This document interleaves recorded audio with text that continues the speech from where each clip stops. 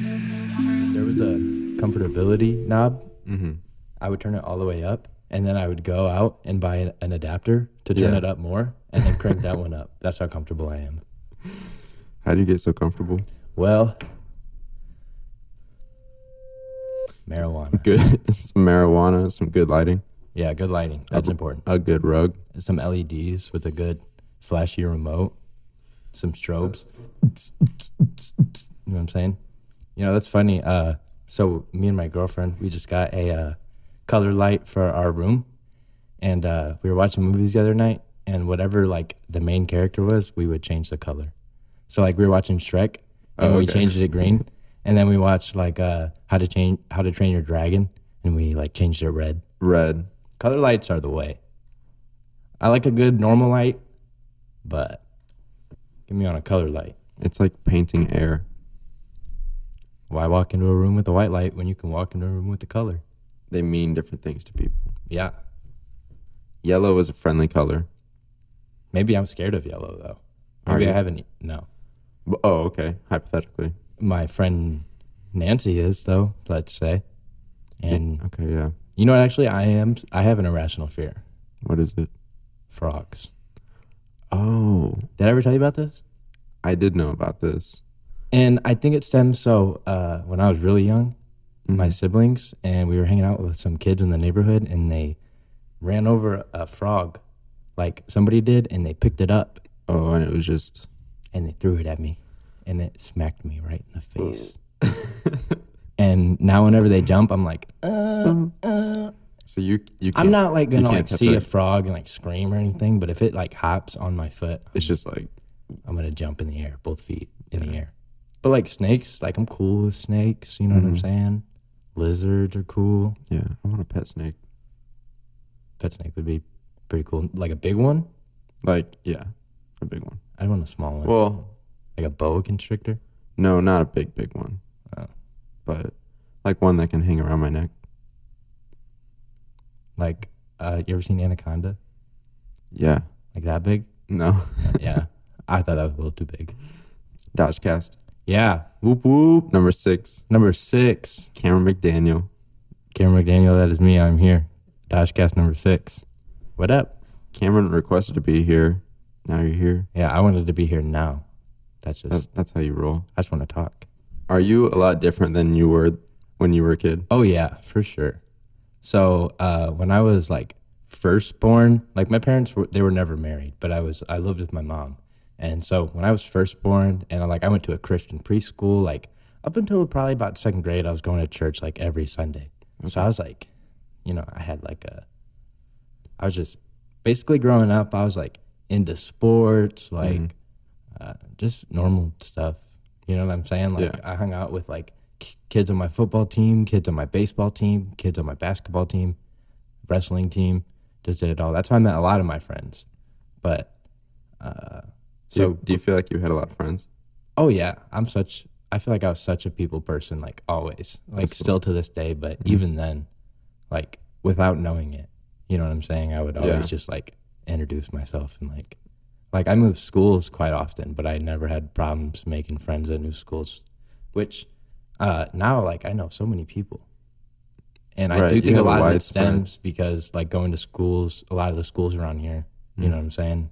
And being able to interact so easily with people that it really helped me growing up. But aside from that, like my childhood was pretty normal. You know what I'm saying? I went to my dad's every other weekend and just chilled. I'd say when I was about 14, that's when everything changed. Okay. And in one summer, I smoked weed for the first time. All right. Yes. Got laid. Right. Lost my virginity. One summer. Took acid. Right. So after that summer, I was just like, whoa. Like, that's right. I want everything to be different in my life. Okay. Like, so I guess then I was more into like, what did you want to be different in that moment? I just wanted to have fun. Okay. You know what I'm saying? I was like, I was curious, honestly, and that's why all of it happened. Well, I think I actually had intercourse because that's just human nature, and I was just, I knew I was up. just looking at life, like all kinds of different. You know what I'm saying? Like I really valued being in the moment and like just you know, kind of just being there, like appreciating. Right. Like that gave me a different aspect. So, I mean, inevitably I ended up quitting all sports, like not for like any reason. I just kind of found a new passion, right? And that was music. So I kind of got into music just because, man, there were so many just avenues just calling me that I needed to make music. You know what I'm saying? I'd hear music and I'd be like, I'd sing it and I'd be like, I want to do this myself. And then I had, you know, like my friends were all starting to get into music at the same time. And that was, you know, something that was really like encouraging to really pursue it. And then I think the whole like SoundCloud rap wave kind of spoke me because I was like, I can put my music out there and for free and people can hear it. Yeah, so that was a way for you to share your music. Right. Yeah. So I kind of just got into it, but I wouldn't really consider myself a rapper either. You know what I'm saying? I have the capabilities. You've said that before. I just think it doesn't really fit my music style. What do you think about labels in music? Like when for me, I think I'm still not in a sound. I think I'm still finding my sound. Eventually, I'm sure. Do you think you'll find a sound that has like a title, or will it be? Maybe I start my own. Mm-hmm. That'd be cool. Because what do you think about, you know, pop music being kind of like an ambiguous genre? Yeah, I hear pop and I automatically think of like your local like popular radio. You know what I'm saying? Kind of just like the same 4 chords like Chainsmoker, like and it just kind of, I don't think I really fit that either because a lot of my stuff is really organic. You know what I'm saying? Like all the guitars and the bass and the keys, or a lot of it are all, you know, made by me or when did you start playing those acoustic instruments? I actually picked up the piano first. Okay. When I was like 13. Just kind of, actually I picked up the piano really easily, but I learned the piano to impress a girl. Okay. So I was like, I'm going to learn this song, and I'm going to be like, hey, watch this. But I learned it, like, so quick. And then I learned 5 other songs. And then I was like, wow, like, piano's pretty easy. So then I actually tried to learn guitar. My mom had an ex-husband, and he played guitar when I was, like, in 3rd grade. And he tried to teach me, and it just wasn't happening. Wasn't going, okay. No. So after I kind of got into the piano, I asked for a guitar for Christmas. And with that, I got a poster that just had guitar chords on it. And I, like, got all my gifts, hung up my poster, sat in front of it for like 3 hours, and then I had like all the chords down, and I was like trying to play songs. You know what I'm saying? That's awesome. Right. So I recommend, honestly, if you're trying to get into like any instrument, to learn the piano first, because I think it helps. It's a good theory instrument, right? And to visualize, and it get your hands used to the stretching. You know what I'm saying? And then picking up any other instrument's a lot easier. Plus, you already know 2 instruments now. Yeah, it kind of trains your ear. So when you pick up guitar, you can find your notes. Right. Yeah. So then I just taught myself acoustic, and then I've kind of dabbled in electric, same with bass, but I would mainly call myself an acoustic player. Yeah. You know what I'm saying? Mm-hmm. I like you have like an ambient sound. Yeah, with your acoustic, so it kind of bleeds into kind of electronic space, but right, I like that too. Yeah, I like being able to just dive into whatever genre. I like you know, my songs start off slow and then end with a metal breakdown or like a R&B switch or something. You know what I'm saying? Yeah, I just like being diverse because then it doesn't restrict me. All types of music. Right, but honestly, I think it happens to me accidentally because I know no music theory or sheet music or how to read it or anything. So literally all I'm making is whatever my ear thinks sounds good. And that's why a lot of my genres just bleed together. Yeah. You know what I'm saying? Yeah. You know what I'm saying? I will dive into it and then I'll figure it out. Have you ever watched someone dive into water? Like a really high cliff? Yeah, and just the human instinct takes over and they dive perfectly into the water. I guess I've seen like videos of people jumping off high cliffs and whatnot. And even just like kicking a soccer ball, just like that precise timing that you can only achieve when you're in motion. Yeah. When you're just going for it. 100%. I see that the same in music. Okay. and creativity. No, I agree with that. When you get into that space, then like you're going and it starts flowing. And I agree with that too, because when I sit and I try to write lyrics, it's really hard for me. I can do it sometimes. Sometimes I get those days where I'm like, oh yeah. Yeah. But in the studio and I'm making a song and I'm sitting there writing the song, it's like 7 minutes. Yeah. It's the flow we keep talking about. No, you're exactly right. Every time I approach a song, I start with a blank canvas, and then I usually start with my guitar, and come up with something and then work from there. And then it all just... Is that your favorite place to start? Is the guitar? Yeah, I think I'm lost without it. Like, for a long time, I didn't have an interface.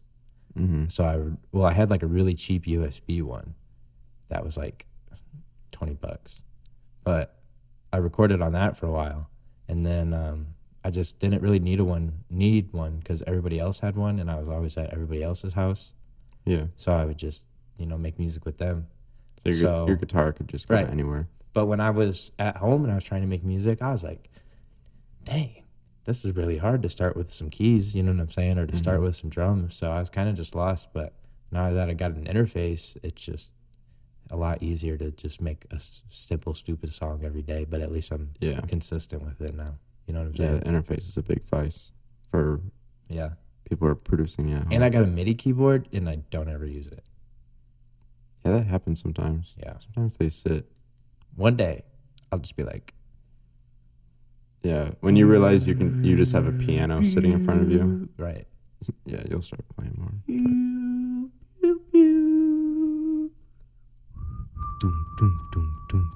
All right. Yeah, that's what it's going to be like when I do it. Hit that sound again. Wait, do it again. Dashcast.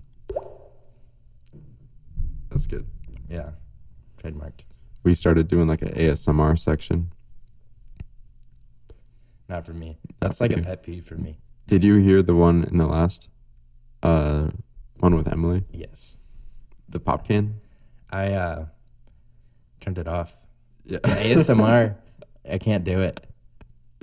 It's lip smacking. That's a pet peeve. Even that sound you just did. I could do that. I'm trying to keep it chill. That's like interesting. That's sounds. Like a water driplet. You know what I'm saying? I can do that. But lip smacking and slurping, don't do it around me. I'd be like one of my eyeballs would close and the other one would be super big. I can't help it. When was the last time you were totally immersed in nature and it was just like serene and beautiful? And can you describe that landscape? I think it was probably when I got home from work today, honestly. It happens a lot. Like I just kind of get caught staring because it was especially warm today after being cold for so long. So I wasn't too quick to go inside. So I would say that honestly, just like looking into my backyard, I always like to go outside and look up. You know what I'm saying? I kind of shy away from like looking into like the city landscape or anything, but if you look just directly up at a tree line and just see the tree line in the sky, there's a lot going on. You know what I'm saying? So I honestly try to, without even noticing, do it every day. You know what's beautiful around this area is the sunsets. Yeah, I agree with that. No. Also the wide open spaces that we have. Right. Driving back roads are fun when you have like cornfields swallowed. Yeah, we're fortunate for that. Living in a city, you don't get that space, that headroom, or that fresh air. Yeah. But here we have, our town, and then you can just be... It's just been kind of hard, I guess, because it's been so cold just to be outside for so long. Happens every year. Yeah. Anytime I've been outside recently, I've been like, fuck, like this is fucking cold, like I'm pissed. I just want to get to my car. Yeah. And I get in my car, and then I'm like shivering for a little bit. Can't even start my car. I'm so cold shivering, and then I start my car. It's like, how can we stay warm from the house to the car? Tunnels. Other than a garage. Cold blood. Okay. Yeah. We might get a little stiff. Yeah.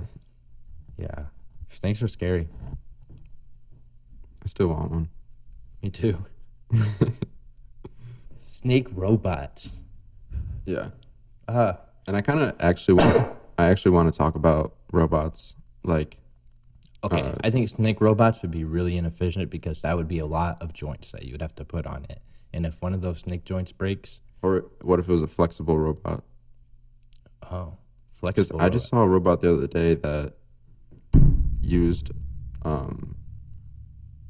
like a big long tube full of air, and then there was motors that worked as joints, and so it could kind of like morph. Yeah.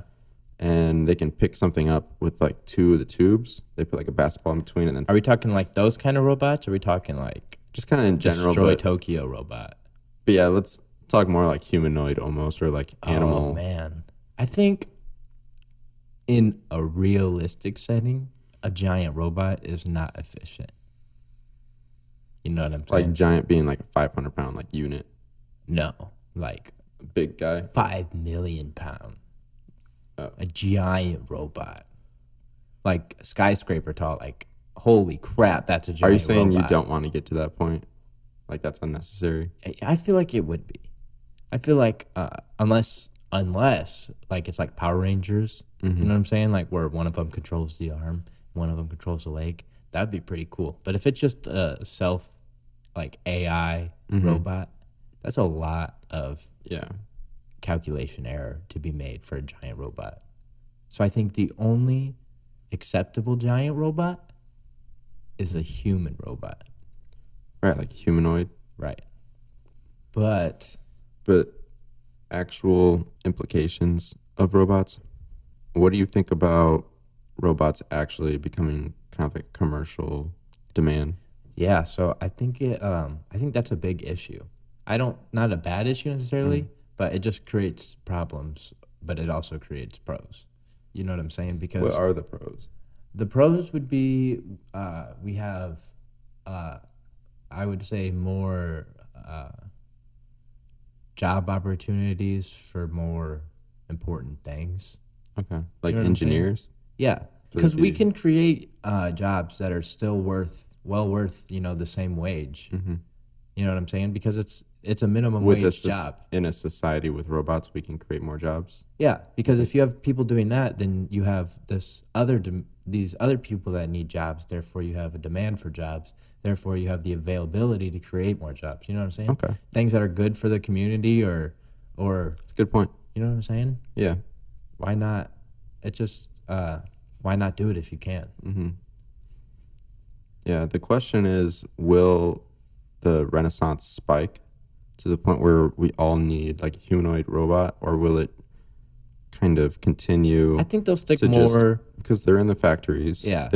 I think they'll kind of stick to more of the business side. I think like a personal assistant robot, aside from like I think the farthest we we'll already get is kind of have that with the iPhone. Yeah, like an Alexa or something. I think that's the farthest we'll get for like in-home robot. At least reasonable. You know what I'm saying? There's always going to be the one dude that's like, no, I want this female robot for no reason. So we have robots and we have humans, and eventually, we're going to have maybe cyborgs. right before our eyes, cyborgs like actually merging, because we have see, and that's where it's going to get scary, because that's a really awesome possibility. But, if you take human, emotion and action into consideration, that's really scary technology that you're giving up the power to somebody, one person. Sarcasm, irony, and to program irony and to be able to predict that, it's really hard. They need to get on sarcasm or something. We need to crack that. Because what happens if you slip up? You know what I'm saying? Right, yeah. Oh, shit. Productive sarcasm. Yeah. To make a point. But if you ask Siri to do it for you, she's got questions. She goes, yeah.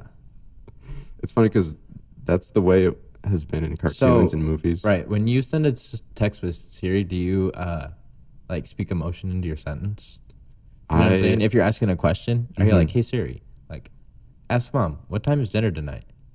I say question mark at the end. If I have a question, I say, what time's dinner tonight? Question mark. Yeah. So you're like monotone. Kinda, yeah. I'm not. I caught it the other day. Okay. I was like, I think I was just asking her to take me somewhere. And then I was like, hey Siri, can you take me And I was like, wait a minute. Take me now. Wow, yeah. Hey, that's a funny point because did you turn like aggressive? As a joke. Right. Scientists are talking about not kicking robots. And not a good idea. As soon as you can curb that behavior is the best, because why is that a good idea? In the future, they won't forget that type of behavior, and who knows where it will be. That's crazy. Yeah. The lady that did Siri was not totally aware when it was I actually chosen. heard something about that. I was talking the other day, they should make more voices for Siri. Yeah, I just changed mine to a guy's voice. I don't know how that's going to go. It's going to feel weird. Yeah. Have you ever seen that movie, what's it called, like Her or something? Yeah, that's a good one. That's a weird movie. I like that type of framing and lighting. Yeah. Like picture. They're kind of like pastel colors. Denmark-looking Yeah. Western movies. I can dig it. Yeah, those are cool movies. The Other Side. The Other Side. So that's available on all platforms like Spotify, iTunes, YouTube. And so I think, honestly, I think I figured out my deal. Okay. So it's been a long time since I've done anything. And I've always wondered why that is, why I've been so unmotivated. And I honestly think it's because of The Other Side. Okay. And I think I really, really like that EP. Mm-hmm. And so I'm really, really trying to strive. It took a lot of time, too. Yeah. Overall. Yeah. And, I mean, there was just such good connections when we were making it. We were living together and, you know, just waking up, making music, and going to bed, making music. So it really developed. But that left me a lot to live up to. And I don't think that I was ready for it at the time. A lot happened in my life, you know what I'm saying, that kind of pushed that on the back burner. Yeah, that's really interesting to learn. Yeah. About your perspective on it. Yeah, and I kind of just learned it recently, honestly. Mm-hmm. So I was just kind of, you know, felt like I had a lot to live up to for the EP because a lot of people gave me such good feedback and they're like, this is great. And I was like, you know, this is a lot. And this is, you know, I'm not, you know, trying to sound, but the way it was produced, you know what I'm saying? We did a really good job on the EP. I needed to better myself because we did a great job together, but I want to do that good job by myself. And I knew that I couldn't. Yeah, can I recall around that time when we put the project out, The Other Side, your goal was to make money? Yeah. Have the money you needed and then be able to really focus on music. Right, because when, you know, I moved in and we were living together, it was like a couple weeks after I graduated high school. So I was super young, you know what I'm saying? I'm fresh into this. Yeah. And I was struggling with money and, you know, it was tight and, you know, I wasn't working a good job and I didn't have a car. And so I felt really bad about myself and, you know, but that really motivated me to get my shit together. I was like, you know, I have to do this. And if I want to continue doing this, then I have to do it right. Or otherwise I don't want to feel like this again. Yeah. You know what I'm saying? It was ironic where you didn't have a truck or a great paying job. You had all this other stuff going. So much. I tried to live in the moment as much as I could, but, you know, I knew that I couldn't do that forever. And that's not who I wanted to be. Right. And so you lived that lifestyle through and through. But I think you were constantly reminded that at some point I'm going to need to establish myself, learn how to earn my money. Right. And I've always remembered that when you said that you wanted to focus on yourself for even 2 years, you said. Yeah. You said you wanted to do 2 years. I had no idea it was going to be that long, to be honest. Mm-hmm. But that's kind of what it took. Yeah, it comes around when you set those. Yeah, no, those quests. I'm great now. You know what I'm saying? Yeah. I make good money, and I'm happy with my girlfriend, and we live together, and you know. Yes. So now I have. So it's come full circle, and now I have we're stability. Talking. Yeah. And now I've built my studio. I have money behind me. True. You know what I'm saying? I built my studio, so now it's time to really do it. Yeah. Then we're gonna host a show March 20th. So it's an Easter egg right there. Yeah. That's it. That's all I'm gonna say. What date did you say? March 20th. Are you listening still? Wow. Wow. March 10th. Hit me up for your ticket. Pre-order. Pre-order. Use the code Xcamleex for 20% off. Yeah, no, that was a good meeting we had. I'm really excited for the future of It was Daj. a highly anticipated meeting. Yeah. Yeah. We have a lot of creators coming in. Mm. And we want to get a lot more creators on. Yes. You know what I'm saying? It'd be awesome to collab with everybody that lives around here or in South Bend or wherever. The more people are doing it and the more people are finding creative outlets so easily. And I think it's just an awesome thing. Yeah. Can you tell me about gaining skills in esports? Yeah. So I actually don't play esports. Like I'm not competitive. I don't really do tournaments or anything, but I do love playing video games. I always have. You know what I'm saying? Yeah, it's kind of part of you, actually. Yeah, I grew up playing video games. You know, when I was 6 years old, I got a PlayStation 2 with SpongeBob, and I was beat it in 2 days. And my mom was like, "Holy crap! Like, that's impressive. You're only 6." And I was like, "I'm made for this." You know what I'm saying? Did you play the SpongeBob game? It was the one where you jumped on the jellyfish. Oh yeah. And you had like a lasso, and you was like play Sandy, and you'd go down a slide. Yeah. You'd go down a slide on SpongeBob's tongue. That's weird. That's awesome. Yeah. So from there. Yeah, but I mean, now I just kind of play some shooter games. I play Rocket League a lot. I like that game. Rocket League. Car soccer. Yeah. That's fun. And you play with a couple dedicated Oh yeah. gamers. I have dedicated gamers in every game. So I always hit them up. You know That's what I'm cool. saying? Because I mean, it's just relaxing playing games with your close friends, and you know what I'm saying? My girlfriend likes watching me play video games. That's an awesome thing. Yeah. That's so cool. You know, my sister likes watching, like when we were younger and we would play. That was kind of half the fun. Yeah. Yeah. So she'll just sit there, she'll just daddle on her phone or whatever, and she'll just watch me play video games. So whenever I do something cool, you know, she's like cheering me on.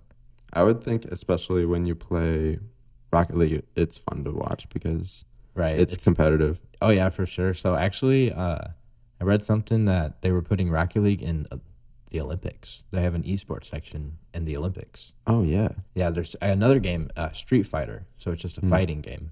So you just watch two people duke it out in a fight. Right on. Do you want to tell a story? Tell a story? Yeah. Dude, I should talk about my trip. Okay, go ahead. Yeah? Because the second time that I did it, you know, I just had a crazy experience. And so, no, actually, I don't want to tell this. Don't want to tell it? No, I don't talk about my trip. That's what I said.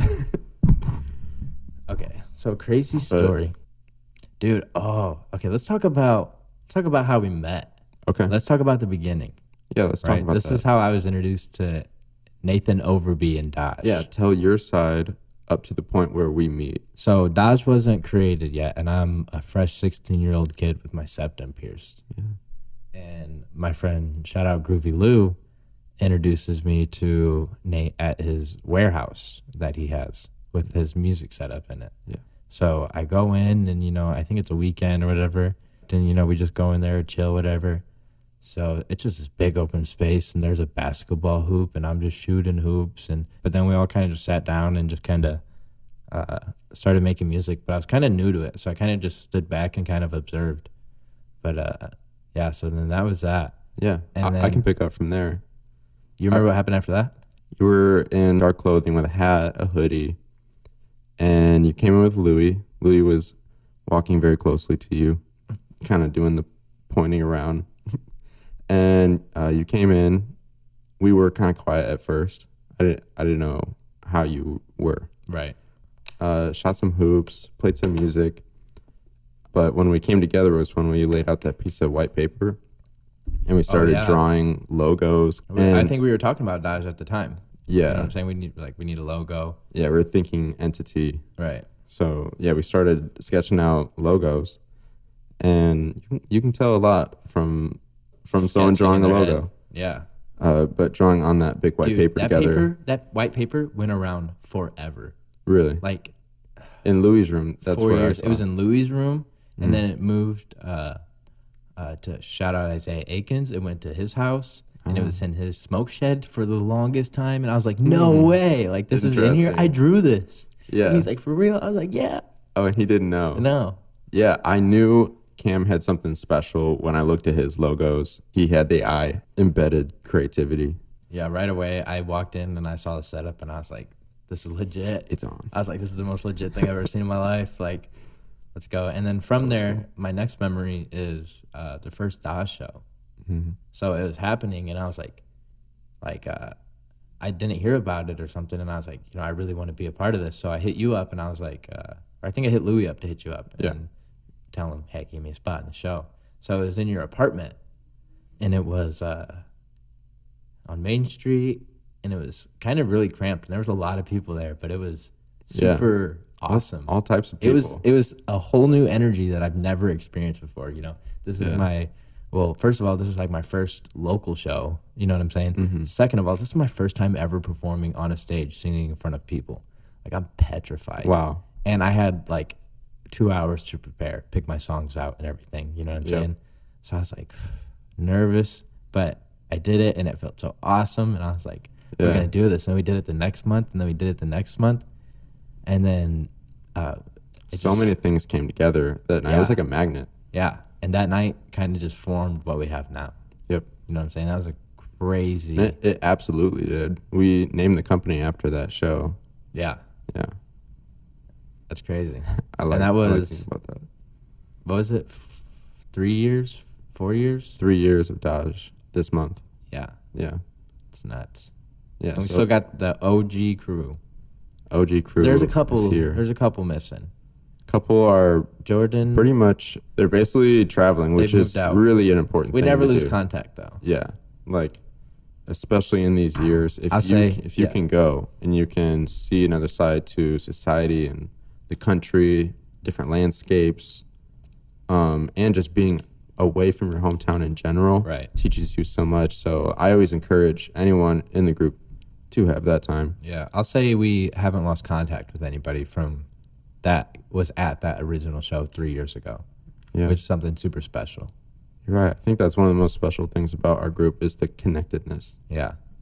And there's just I don't know, man. There's just so much room for openness and so many people to get behind it. Yeah. You know what I'm saying? There's just so many people just took the opportunity to just, what I want to say, capitalize on what we've created. We could all do something so crazy with Elkhart. Yeah, and with the local area. We just have we have a big platform that we've created. Yeah, I wanted to describe it as like a home. Yeah. Like inside of a home. That's how I feel. We created a home. And at least a lot of the people that I've talked to in the area, you know what I'm saying? They all are in agreement with me. You know what I'm saying? And it's been year after year where people like saying the same thing really validates, okay, this is a power, this is a responsibility. Yeah, it's something I'm super proud of. Mm-hmm. So it's something that I'm going to work every day to make better. Yeah. You know what I'm saying? Yeah, and that's you. The future of Daj is now. When is it? Now. Dajcast.